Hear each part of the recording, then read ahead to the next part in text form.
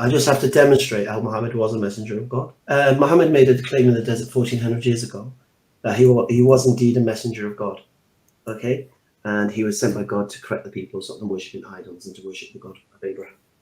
And there's only four things that claim could be. Either he's lying about it, either he's deceived about it, either he's crazy, delusional, or he's telling the truth. So he made this claim. I don't believe he was crazy. I don't think he was delusional. He received revelation for 23 years. He was known as the unlettered one, and yet he produced the Quran, this beautiful literacy which we have. He united the Arab tribes like nothing else. People followed him. And the things he accomplished would not have been accomplished by a crazy man. So I would dismiss crazy man. He wasn't deceived, because the devil wouldn't send people who were worshipping statues to start worshipping the God of Abraham. So I don't believe he was deceived. He wasn't lying. He was known as a truthful one for 40 years. And he had no motive to lie, no reason to lie, because he was married to one of the richest women in Makkah. He had status in the city. And this call to Islam cost him all of these things. He was persecuted by the people of Makkah, and him and whoever followed him were exiled into the desert to die. So the idea that this man's lying is now questionable.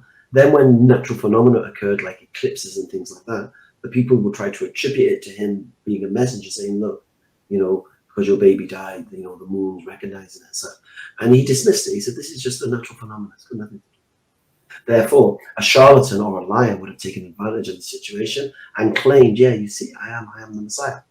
That's the first thing. Second thing is, did he have the capacity to fulfill this lie? Did he have the capability to produce the Quran? And the answer is no. He was an illiterate man. He couldn't read or write in the way that this book has been produced. Yeah, the people around him believed it was sorcery when they heard the Quran being recited. Yeah? It contains the information about the apocryphal books of the Christians and the teachings of the Christians, and the oral traditions of the Jews and the written traditions of the Jews.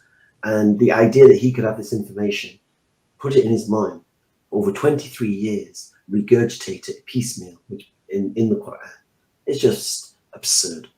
So I don't find the fact that he could be crazy. I don't think he was deceived. That's even more absurd. And he certainly wasn't lying. Therefore, I believe he was telling the truth.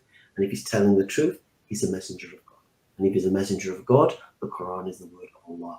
And if the Quran is the word of Allah, then Allah is the one that created everything. And there's only one God, and there is no partners to ascribe with him. Now, if you have a belief system that contradicts what the teachings of Islam is, your religion is false by default.